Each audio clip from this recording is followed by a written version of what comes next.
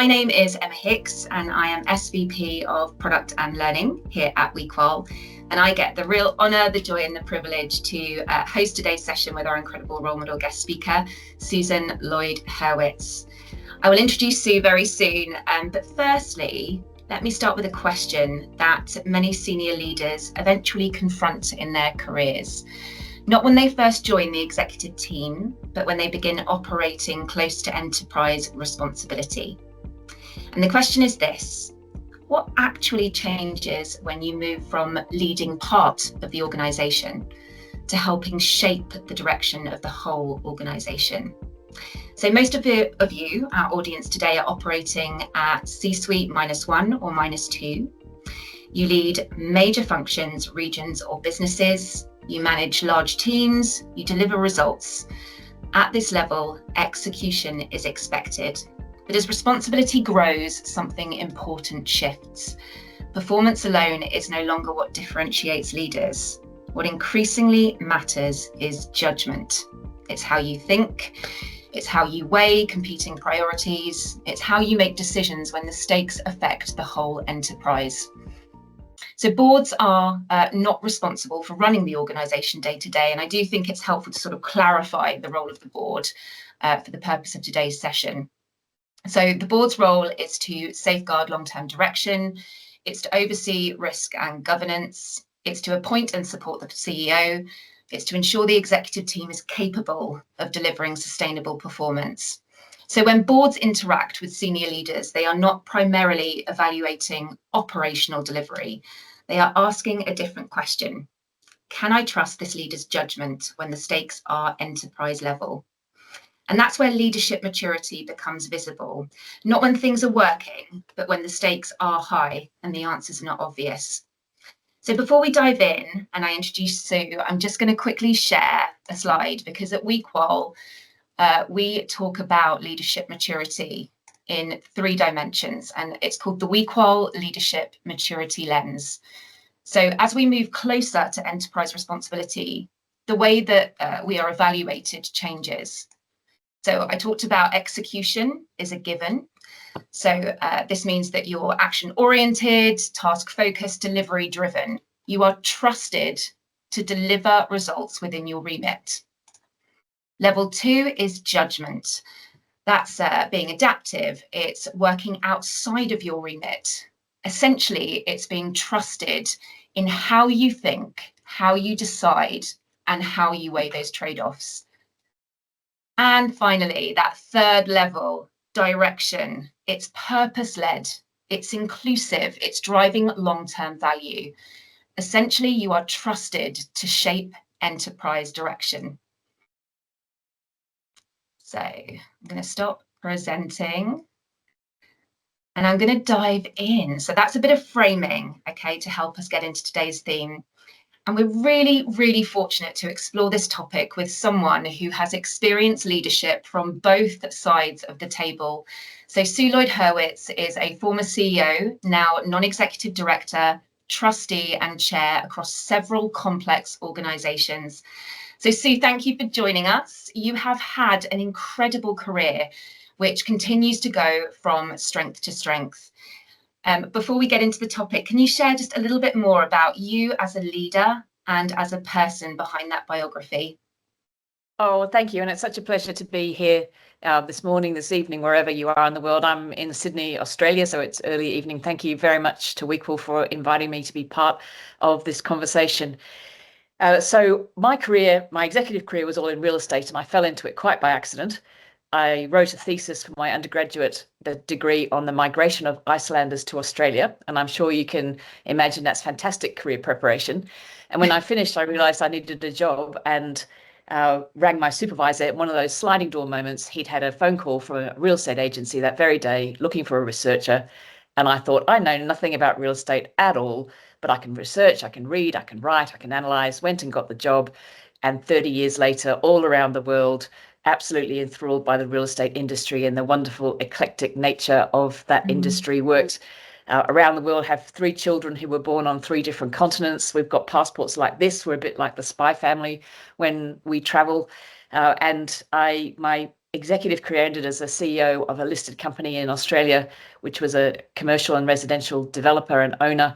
And I did that for 11 years, woke up one day and said, I'm done. We'd done a massive transformation over 10 years. I thought it was time for me to hand over to an internal successor, which I did. And I then embarked on a non-executive career with positions including Rio Tinto, Macquarie, University of Sydney, INSEAD, chairing the Housing Supply and Affordability Council for the federal government, and most fun of all, the Sydney Opera House. And I will tell you that that transition is not easy. People told me it wouldn't be easy, and I was a bit like, yeah, right. But they were right. And so maybe we can get into what that transition looks like when you take that different step into, as you were talking about, boards don't run the company, they govern the company. So that's a little bit about me. My three children have all left home now, so the house is rather empty, but they're off in the wide world doing wonderful things. I miss them very much. That's a bit about me and my background. I bet. Wow, you are a real global citizen. And yeah, we will absolutely be diving into that kind of mindset shift. And I emphasize the sort of mindset piece, as well as some of the practicalities of that, Sue. So when you look back on your leadership journey, was there a moment that fundamentally changed how you thought about leadership and decision making? So maybe back when you were sort of in the thick of moving maybe up to the executive, taking on the CEO role, or maybe about that transition. But what was that kind of pivotal moment that fundamentally changed how you thought about leadership and decision making? I'll quickly share a couple of moments. And one was quite early on in my career. I was very fortunate enough to work for a company called Lendlease in Australia, which was the iconic real estate company at the time. And they understood that they were training leaders, not practitioners. And so there's a reason why a good chunk of the real estate industry in Australia is led by people who were trained at Lendlease at that time. And at one time I was on a program called Leadership 2000, which shows how old I am. And we were doing some kind of simulation role play. And I hate simulation role plays. And I was behaving badly, not really badly, just not really joining in, subtly giving off signals. Oh, this is not for me. And at the end of the day, the leader, who was a terrifying woman called Cynthia, took me aside. And I was very young. I was maybe 27. She took me aside and she said to me, you are going to be a very senior leader one day, and you can choose to behave like that if you want, but you will pay a price in your effectiveness as a leader. And I have never forgotten the lesson of the leadership shadow that you portray, and that affects everything that you do, say, don't say, smile, don't smile, raise your eyebrows, don't raise the whole lot. And especially when you get into C-suite, you are on broadcast all the time. And so that was a really pivotal lesson that I've never forgotten. And in fact, I didn't really realize the burden and privilege of that leadership shadow until I could put it down. And when I left Mirvac as a CEO, I can now just be Sue. But the incoming CEO is now Campbell, the CEO, and it's different. So that was one. Thinking about the leadership shadow and the importance and the burden and privilege of that.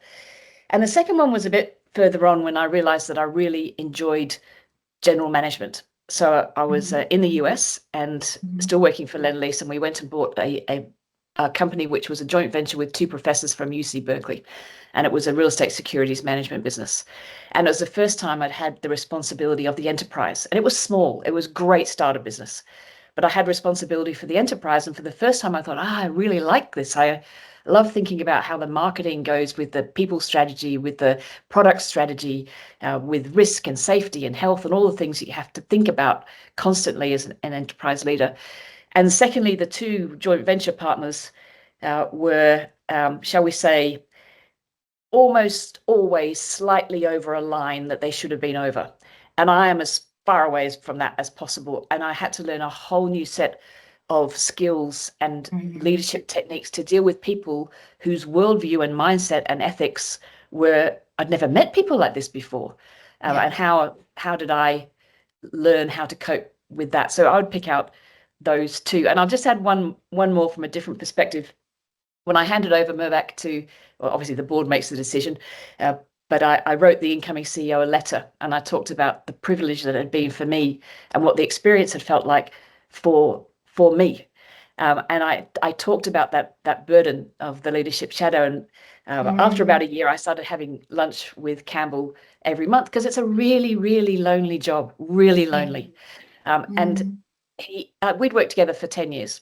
And he said to me at that lunch, he said, I sat in that room with you for 10 years and I thought I knew what you did. I had no idea. So taking that step from being a senior executive with the largest part of the business under his control to being the CEO, even he was surprised, having sat in that leadership team for a decade together. So I would point those three things out as very pivotal moments. Yeah, and they are wonderful examples, Sue. Thank you. I love the concept of the leadership shadow. And another thing I hadn't really thought of is that sort of you're always on, that you sort of talked about, sort of you're on broadcast. So everything that you do is under the spotlight, and that can be incredibly daunting and lonely.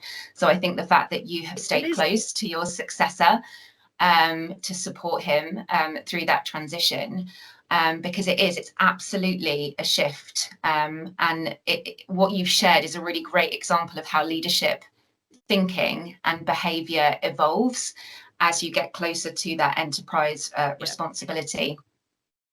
And that whole conundrum of how do you be authentically yourself? Because we can all we can smell inauthenticity a mile away. So you have to be you, but you also have to be conscious of how you're landing on people all the time. And sometimes that's almost paralyzing in terms of, do I smile, not smile, chat, don't chat? I don't know. And particularly when you get feedback on, and I had coaches all the way along the line. And if you would sometimes get feedback on, hey, when you do these things, they're not so helpful, then you become super conscious of what you're doing. So balancing up just being you and being real, but being conscious of the impact that you are inadvertently having, whether you want to or not, there are moments where that feels almost impossible. So let's go a level deeper then. So, in your experience, in your career, and it sounds like you've carried a lot with you that you've sort of stayed true to. So some of that sort of earlier feedback that you were given, earlier experiences. What distinguishes leaders who are strong executors from those that boards trust to shape enterprise direction? So if you remember the sort of maturity model that I showed at the beginning, what distinguishes leaders who can get to that kind of level 3 in terms of shaping enterprise direction? I think there are quite a few things that stand out, and they can be quite nuanced. And the first one I would say is curiosity around thinking broadly around what does this judgment that I'm about to make, for which there probably is no textbook right answer. There's a judgment that has to be made. Being, one, comfortable with ambiguity. Two, being able to see the trade-off and see the impact by being curious, asking questions, saying, tell me more, seeking lots of input and feedback from any particular decision that they're making, and not defending their own corner with here's my portfolio, I'm here to come to the board to get my thing done by the board, but thinking truly about the impact on the whole organization. And particularly when it comes to things like that need to be collectively held by the executive team. You can see from a board perspective now, and I'm sort of still learning 3 years in, you can see the people that have come to defend their turf. And you can see the people who are thinking, you know what, actually, we had a fatality. That is everybody's responsibility. That's not, well, it wasn't my division. Sorry about that. That is collectively held. The brand is collectively held. The culture is collectively held. And you can see the people who are thinking about the impact of that versus the ones who've come in, here's my thing that I need for my division, myself, my team, when they come to board. So it is quite obvious. Like you said at the beginning, execution is just a given. You don't get to that level if you can't deliver. Yeah, 100%. Yeah. And, when you look at leaders who struggle with that shift, moving from, operational execution excellence to strategic direction, but you talk about taking responsibility, acknowledging the impact, not defending your corner. For those that struggle with that, what do you think they're still holding on to, maybe from their earlier leadership stages? It's kind of that truism of what makes you successful is different all along the way. So the other great difficult transition moment is when you go from being self-directed for your own work to managing other people. That's a huge shift. And you need to learn to delegate, you need to learn to empower people, you need to learn how to put the right people in the right roles. That's a whole different level, and that's quite early on in people's careers. But then similarly, then you learn that skill and you do that for years and years and years. And you always have to, I think, realize that you need a different set of skills. And I've learned that again in making the transition from being a chief executive to being a non-executive director. And I'll tell you, I was about a year into it, and I knew I had no more executive roles in me, so I knew I was done. About a year, and I was feeling a bit wobbly about the whole enterprise. And a really good friend of mine gave me this great analogy, and he said, "You've gone from this job, which was highly scaffolded. You knew everybody, they knew you. There was a certain amount of love in both directions, and you knew the content cold. And now you're on 8 lily pads, which are all a bit wobbly, and you have to jump from one to the other outside of your domain expertise almost all the time." And it was such an empowering image for me, so that thereafter, every time I was like, "Oh, this feels a bit difficult," I would think, it's okay. It's okay. It's just the lily pads. And so there's a real transition from sole worker to team leader, and then to general manager, and then up to C-suite, which is a different thing altogether. And then another one, which surprises some people, is another one if you want to take on non-executive roles, because they're quite different.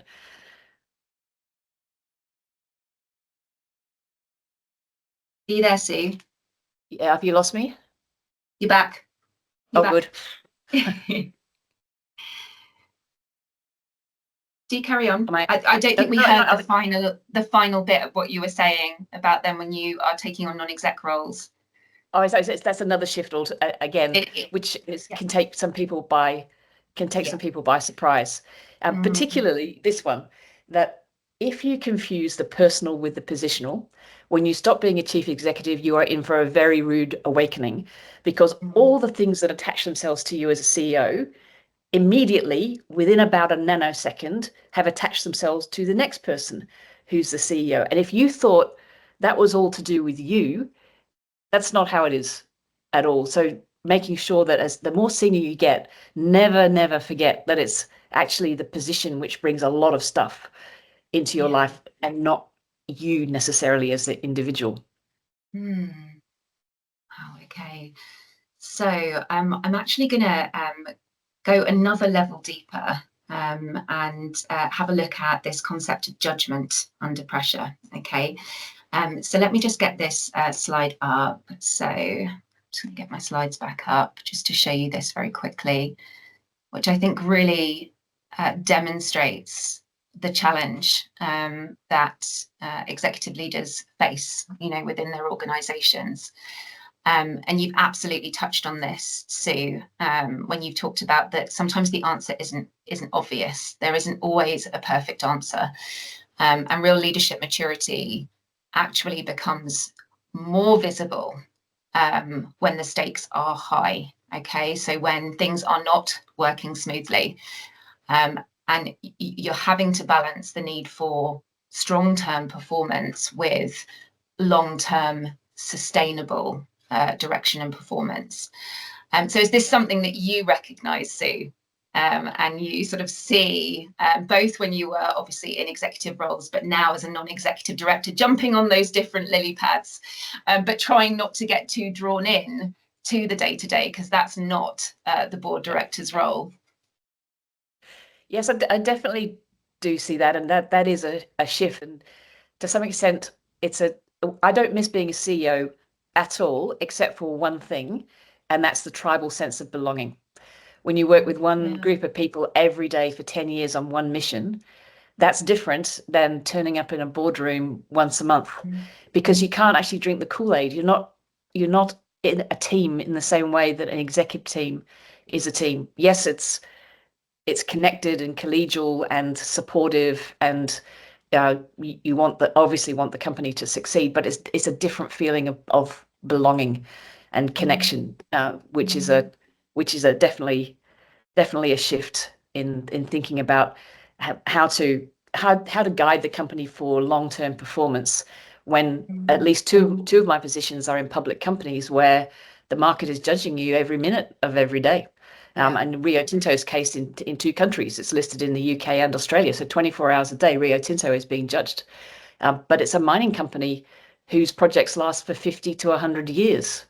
And that to me is a great example of how does a board keep management focused on, we need a long-term social license. We need to make really good capital decisions that will withstand cycles. We need to make sure that we're operating the company with impeccable safety, and our impact on the land is as good as we can make it be. They're all long-term things that you have to invest in, and yet every second of every day the share market is judging Rio Tinto on how are they going today. Yeah. Do you mind if I bring it back to maybe a personal example on this judgment piece? So you said this is definitely something that you recognise, and it's something that you strive to help the management team, so the executive committees, manage better. But when was there kind of a moment where your own judgment was truly tested under pressure, and what did the experience reveal about leadership maturity for you? Yes, it's quite a searing experience, actually. In my Mirvac life, we owned a shopping centre in Brisbane called Toombul, and it was a beloved shopping centre in a community, the kind of place where the fathers groups met and the dentist gave out free mouth guards to kids playing sport, and been there for 50 years, and just a local, very special place for the community. And one day in February, few years ago, we had a thing that was called the rain bomb, and it rained more in one day in February than it usually does in the first 3 months of the year. And the shopping centre flooded catastrophically. And we were then in crisis because we had to deal with the contamination, we had to deal with the damage to the building, we had to deal with the tenants, we had to deal with the community, all of it all at once in extremely stressful situations. And we made the decision that we were going to demolish the shopping centre. That's never happened in Australia before. You can always repair real estate. This one, we couldn't. And so we were under this enormous pressure from the community, from politicians. We were mentioned on the radio and in Parliament every single day. And where I failed in my judgment is I actually lost sight of the humanity of the people whose livelihoods had been lost, because we were so busy dealing with the crisis that, to my great shame, the way that we communicated to the tenants that we were going to demolish a shopping centre was via a lawyer who we gave a script to because we were worried about insurance, not the people. And this lawyer read out a script on a Teams call. It was during COVID.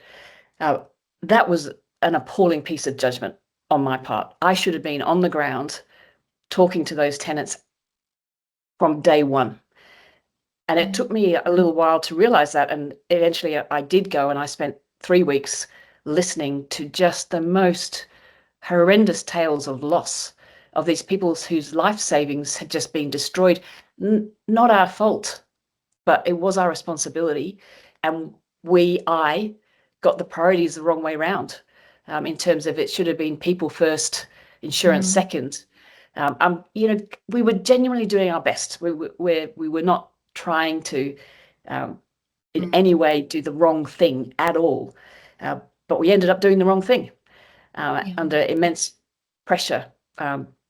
So it was a big lesson on what would I do again differently if I had something similar. I would pause. We just jumped straight into crisis mode, bias to action. We've got this crisis, and it was genuinely a crisis. There was polluted rotting vegetables floating out, that it was really quite difficult, but I got the balance wrong under that pressure. So yeah, it's not an episode that I covered myself in glory with, but an absolute lesson in under pressure. Pause, think, remember what your values are before you jump into action. Wow, what a wonderful example. And thank you for sharing it, because it shows real humility and growth, from your perspective. I mean, I noted as well, sort of at the beginning when you were saying, you're 3 years in to your non-exec roles, but you are still absolutely learning and growing. So I really commend that, Sue. And I am a big advocate too of creating space between reaction and action, just to make sure that you're giving that opportunity, of course, to evaluate options and scenarios, but actually you talk about values as well, actually what is more important here. So I love that. So my next question is around I guess a little bit more around those signals that indicate leadership maturity. So thinking about everyone in the audience who engage with executive teams, perhaps with the board as well, what signals does the board look at that indicate that leadership maturity?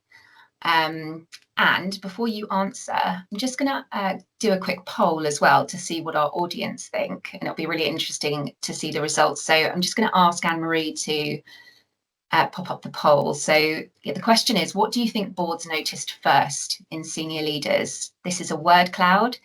Don't worry, your responses are anonymized, but you'll be able to see the results. So let us know what you think. And then Sue, back to you. What do boards first notice in senior leaders? I think the things that boards notice, and every board is different, depending on the composition of the board, the way the chair chairs, the style of the chief executive, the relationship between board and management, the stress or otherwise of the particular sector that they're in. So I've actually been quite amazed how different all of the board experiences have been so far and continue to be.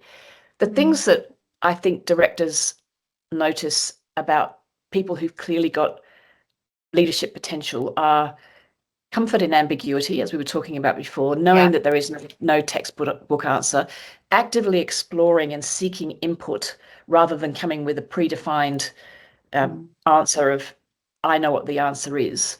And it's the same in executive teams, whereby the chief executive should never speak first, because what you want to do is get the collective, hopefully diverse thinking out of your team to inform your own thinking, so that collectively you can all make a better decision. And it's more likely than not, if the chief executive speaks first, everybody lines up behind the chief executive, and you've lost all the power of the diversity in that room. So open curiosity, that as we said before, the tell me more, actively seeking, and outside of board cycles, actively engaging with directors to ask questions and experiences, and because each director comes with something different and can add something different into a boardroom.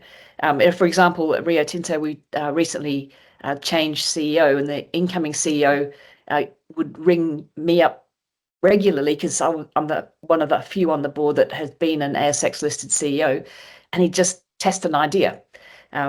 And I would never overstep into management, but just be there. And there would be other people who would have specific mining experience that he needed, and so forth. So reaching out, forming those one-on-one relationships, being clear what is the ask of a board or an executive team at any particular moment.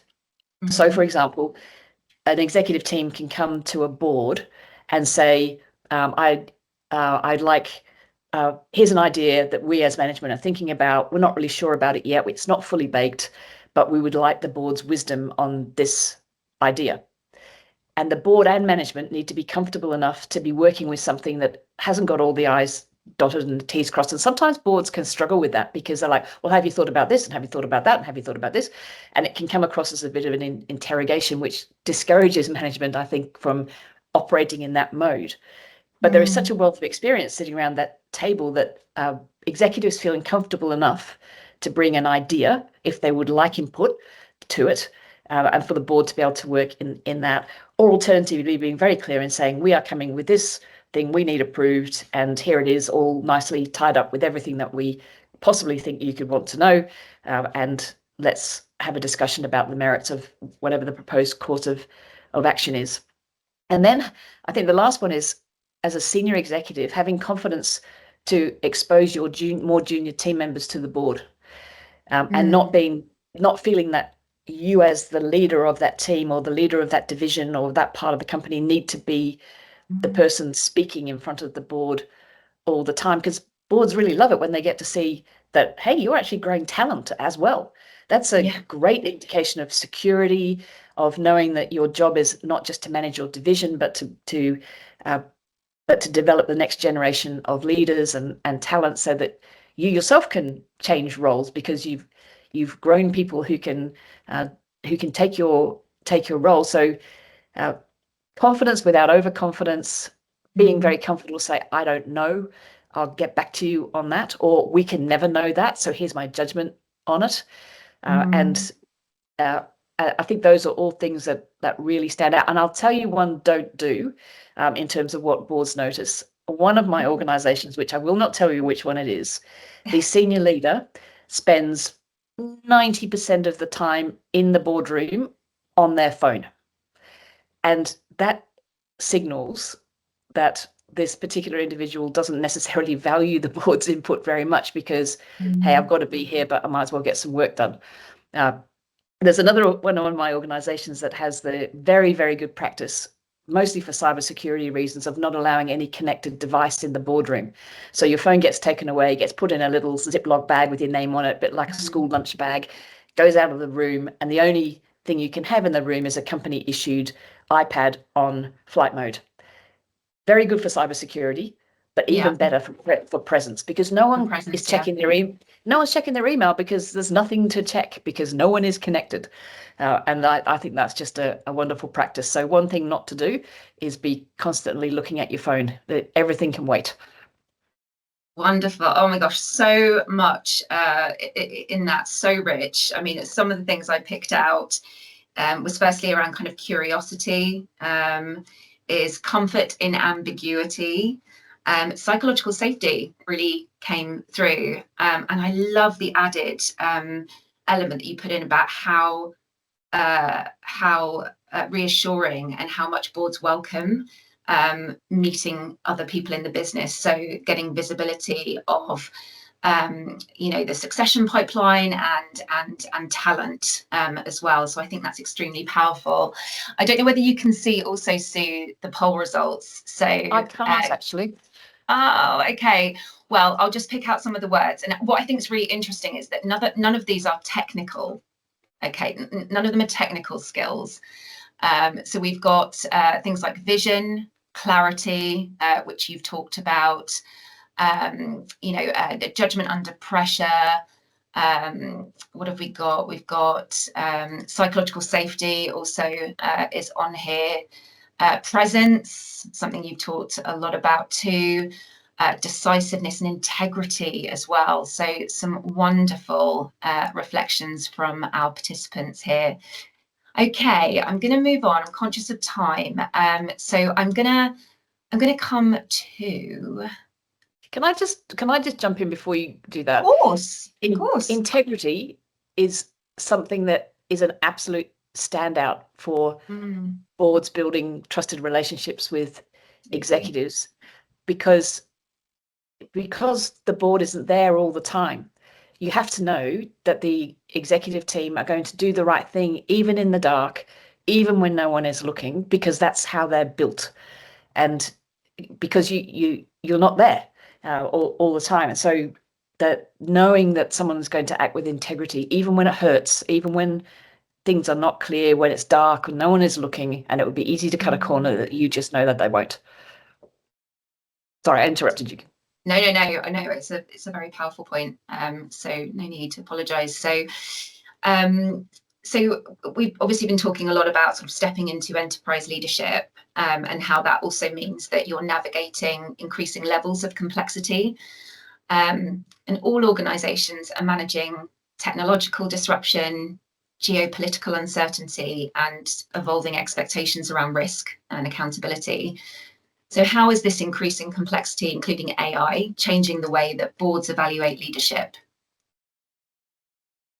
I think senior leadership and running companies has always been complex, and they're always challenging. We just tend to forget them, that we've gone through cycles and crises before. But I do think the pace has sped up.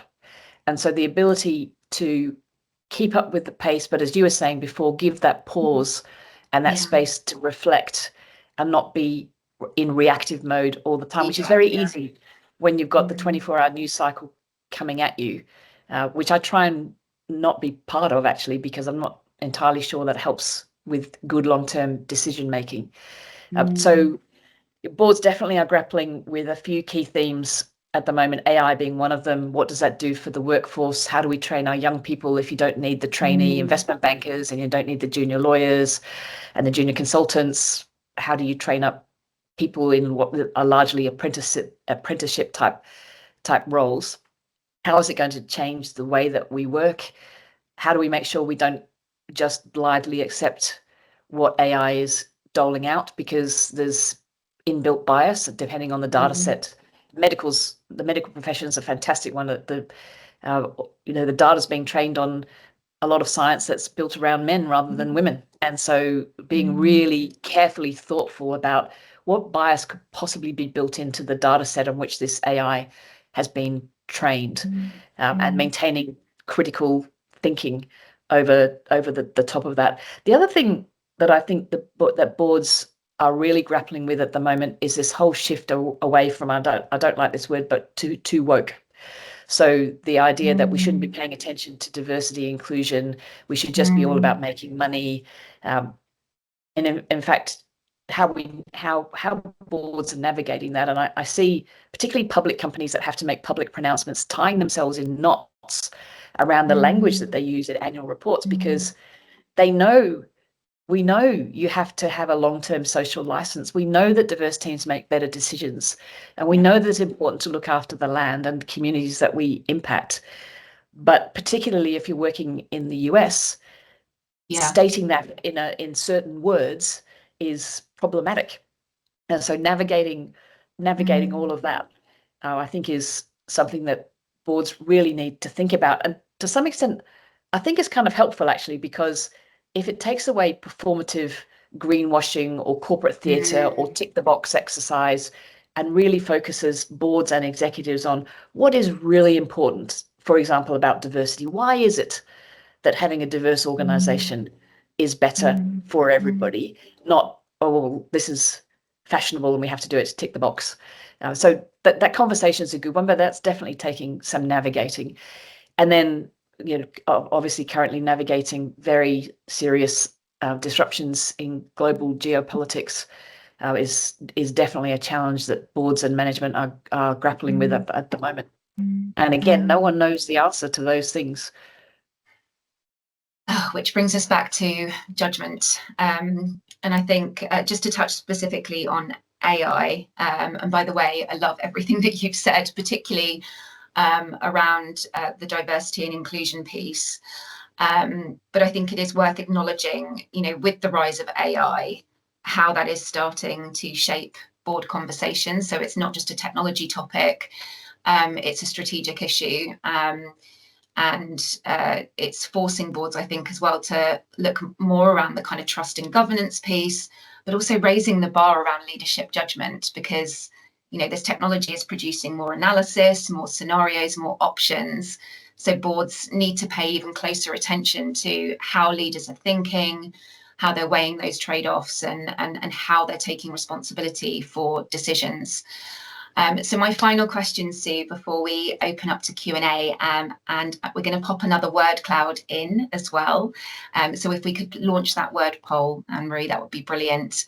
So yeah, my final question, Sue, is looking ahead, what do you believe will be at the forefront of board agendas over the next decade? I think with all of those challenges that we've been talking about, the complexities, the uncertainties, the pace of change in technology that are just mind-boggling and very difficult for any human to keep up with, keeping that balance between the purpose of the organization. Why is the organization there? What would the world be missing if that organization wasn't there?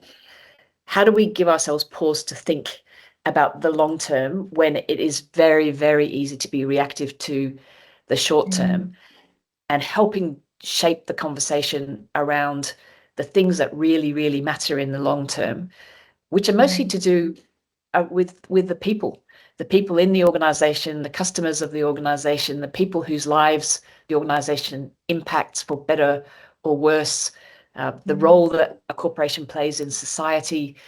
They're all about people, and that's I think that boards should and are really trying to focus on being non-reactive, being very deliberate around long term, and thinking about how we harness some of the great things around technological improvement and how we limit the harms of it, but never forget the fact that companies are there, yes, to make money for their shareholders or to deliver returns for their stakeholder, like the government in the case of a university. But they are there with a very important role to play in society in many different dimensions for many different stakeholders, and not losing sight of that when there's so much noise and chaos around is something that I hope that boards don't lose focus on, and something that I personally try to keep in the front of my mind as I'm thinking through decisions and how I might help executives run the company better. Wonderful, Sue. Thank you so much. It has been such a joy to be the one to get to ask you the questions, some of which probably have given you an opportunity to really reflect on, your career trajectory, your learnings, your missteps, and how you've overcome them. So thank you so much. We're now going to open up to questions. So I'd love to encourage you to raise your hand. And when you come onto the virtual stage, do introduce yourselves as well. So anyone like to go first? Otherwise, I will keep on asking those questions. So please do ask Sue. Maybe people are still kind of reflecting. There's a lot of content in there. Thank you, Owen, for the summaries as well. That's really appreciated. Thank you, Fabia. So I'm going to be the first one then. Very, very nice, Susan. Thank you so much for your inputs. I'm actually doing the transition myself now. I just leaving the 28 years of corporate life to follow similar path. One of the things, I'm a part of a board now, and one of the concerns I have being a board member is with what is happening in US, you mentioned, right? I think there is a bifurcation of companies that will really follow ESG and really follow diversity, inclusion, good governance. But there are also others that are feeling very comfortable with that, right? So they're feeling very comfortable that they don't have that pressure anymore. So for me, accepting a role as a board member now, it's even more scrutiny because you are personally liable. And I want to do a good impact, right? I don't want to just sign and get the check. I want to make sure that I'm making this transition because I want to be impactful. So what are your tips there? What are you doing to be more, let's say, careful in this world we are in? Are you believing also that there is this bifurcation, and us that want to be board members, what are kind of scrutiny that you would recommend to us, please? Thank you. I absolutely think, thank you, and good luck with the transition. I think there is absolutely a bifurcation, and the US is probably one of the most difficult places in the world at the moment. Last year, Macquarie Group, as a major asset manager, along with all the big asset managers like Blackstone and KKR and so forth, got a letter from 22 attorneys general in the US. And the letter was 25 pages long. And it basically said that in managing other people's money, the only thing you must pay attention to is making more money. You can't decide not to invest in coal. You have to invest in firearms. You can't make decisions on a company based on how well they treat women. And went on and on and on. And quite rightly, the major asset managers said thanks for that letter, but no.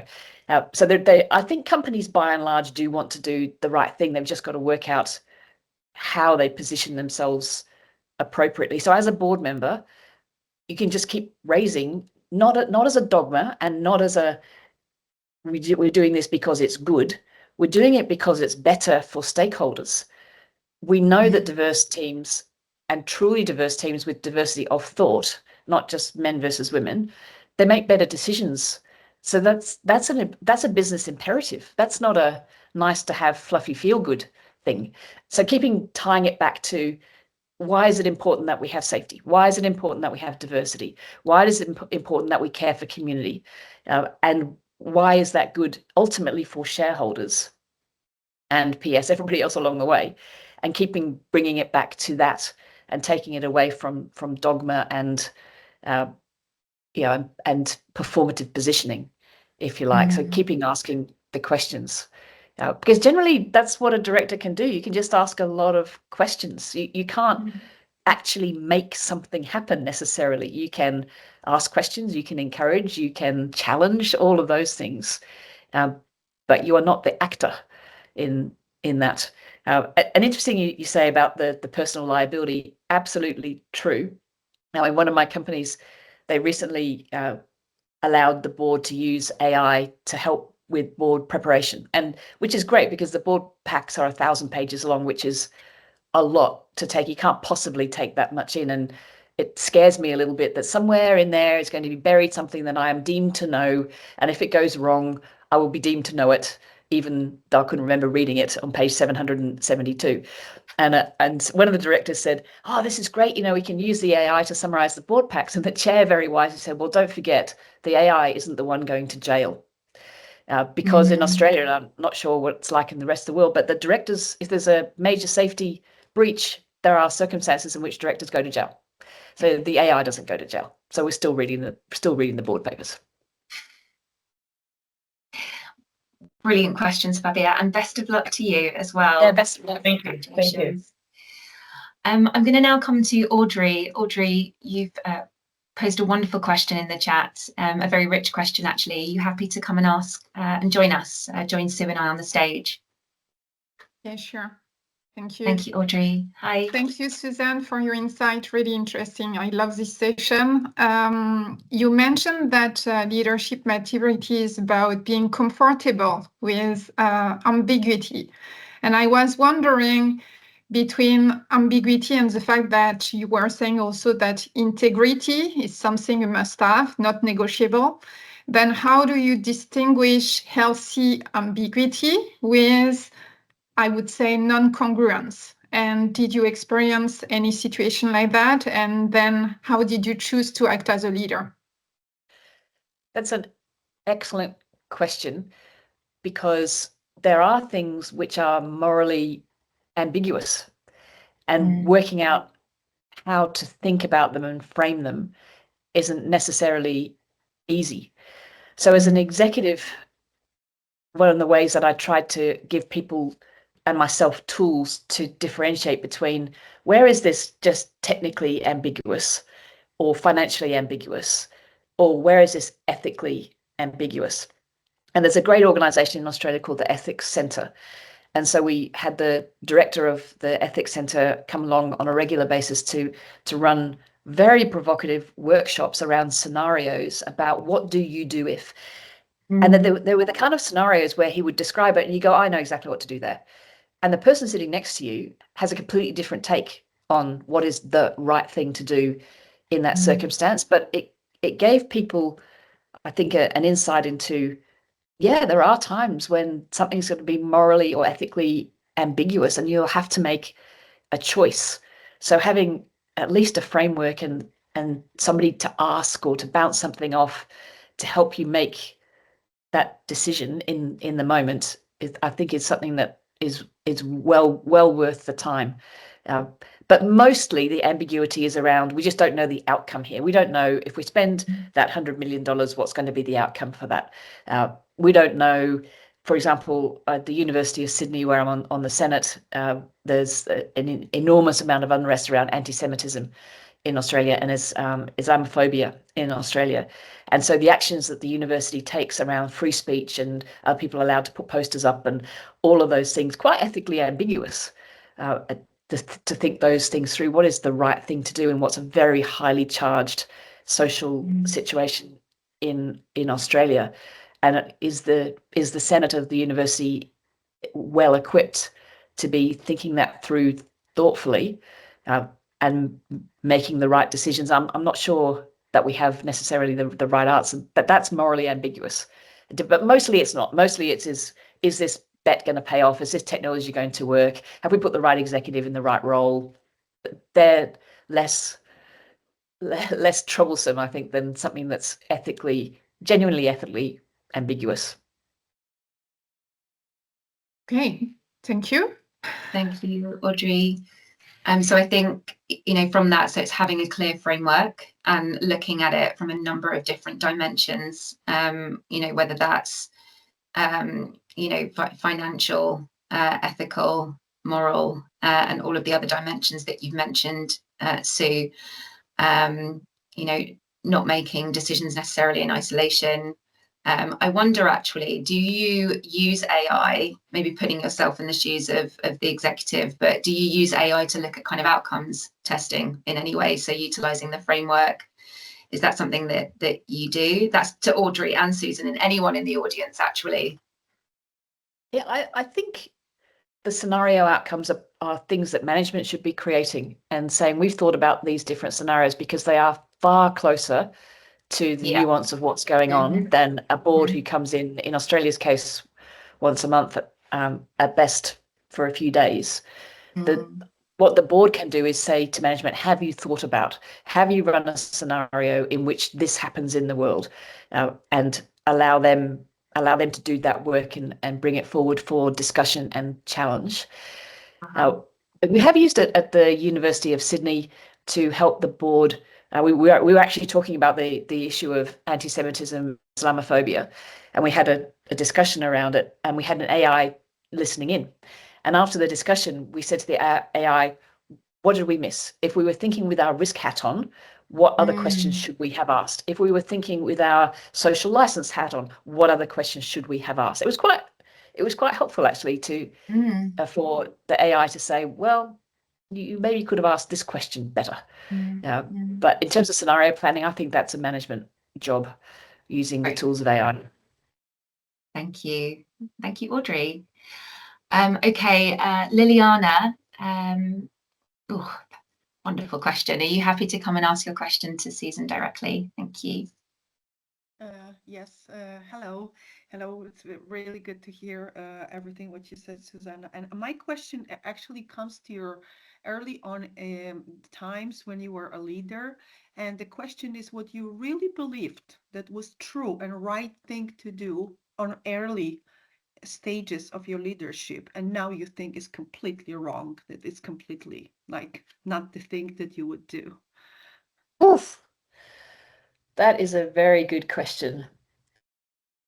I think how I would answer that is I think my thinking around the role of a company in society and the place that they should play in highly contested social issues has evolved over time. So I was probably guilty of using, and with no ill intent, but using the platform that I had and the microphone that a CEO often has to speak on social issues. And even if I said, this is my personal opinion, I was still the CEO of Mirvac. And for example, in Australia, you might know a couple of years ago, we had a referendum, which never passed in Australia, but a referendum around what was called The Voice. And it was enshrining an Indigenous voice into the Constitution to provide advice to Parliament. And we, as an executive team and a board, decided that we would contribute to the Yes campaign, that yes, there should be this Indigenous voice to Parliament. And I spoke about it frequently. Now, we didn't have any particular connection as a business to that being one of our. So, for example, if you're Rio Tinto, absolutely, your whole livelihood depends on your relationships with First Nations people all around the world. It's a genuine business imperative. In Mirvac's case, not so much. And so I think I've evolved my thinking around that companies have specific roles to play in socially contested issues, but they shouldn't speak about everything all the time. unless there's a genuine business connection for that particular organization. So I think my thinking around that has become slightly nuanced, and I would think about that a little differently now. But most things, I think, when I started out my career, I always thought of myself as a servant leader, that I was there to bring out the best in everybody around me. And that never shifted all the way along through my career. I still think that's my role, is to be the servant leader. And so there's some things that are pretty well constant, but I think my understanding about the role that a corporate should play in society has probably changed over the time. I don't think I would do the same thing again with respect to using Mirvac shareholder money to support a socially contested political campaign. Thank you. Thank you so much. Thank you, Liliana. Okay, you will have seen that, because I know you're all incredibly busy people and we're sort of in the final few minutes of today's session. So we have popped up a feedback poll. Here at WeQual, we are absolutely obsessed with feedback. We thrive on it. Our programs are driven by you. For those of you that are not currently within the WeQual community, we'll be popping some contact details in the chat if you're interested in hearing more about what we do, how we can support you and your organisation. We also have our events for the rest of the month currently on the website and up through to April. May is coming soon. And do connect with me on LinkedIn and follow Sue as well. So we do have time for one more short question if anyone would like to be brave and volunteer.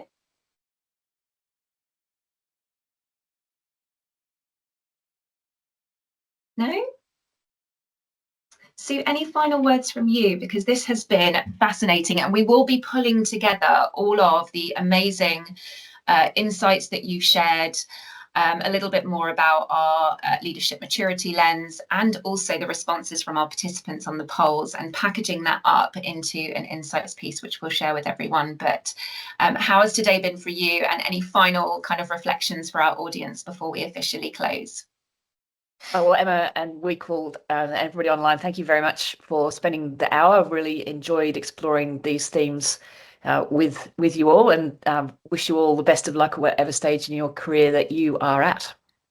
Thank you. And Sue, it's always a pleasure. This is the second time I've had the privilege of working with you, and I hope that continues every year, no matter how busy you are. I can see a hand from Amanda. We're in the final minute, Amanda, so maybe if it's a quick one, we can take it. I'm driving, so I had to pull in. I'm on my way into the office, so I won't put on my camera. But just a really quick one. How did you originally express to people that you wanted to be on boards, and, you know, to the types of companies that you would like to have been participating? How do you get your name out there, or just start that type of journey? Good question. I thought about industries that I didn't want to have any part of, so that rules out quite a lot. Yeah, I knew I wanted to make a civic contribution, which took me to universities as a contribution. I was the president of Chief Executive Women for 3 years as well. Obviously, the headhunter community is important, and just meeting directors and asking them for advice and opinions on what way you should do it. I also knew that I could never be a director on any other Australian property company because I'm heart-wed to Mirvac for forever.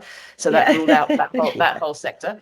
And I knew I wanted things to be global, at least in part, because Mirvac was a domestic company, and I thought I would really benefit and learn a lot from a window on the world. So I put all those things together, and then when I was one final point, when I was making the decision, the transition, I spoke to a lot of people who had finished being executives and gone on to a portfolio career, and they fall in two camps.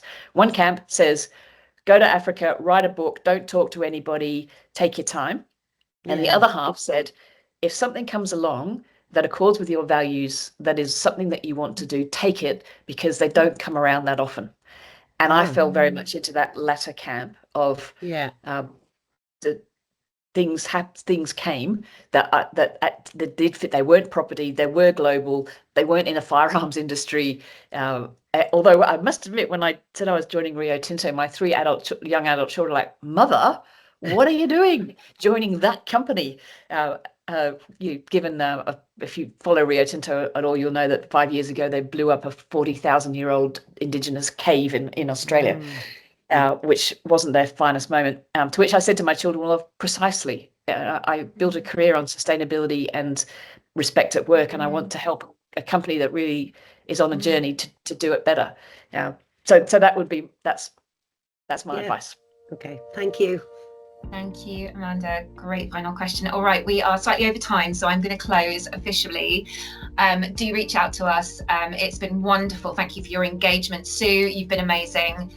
Take care, everyone, and hopefully see you on Friday for our next WeQual executive session, The 3 Secrets to Progression, with Adrian Gugisberg from ABB. Okay, take care, everyone. Bye-bye.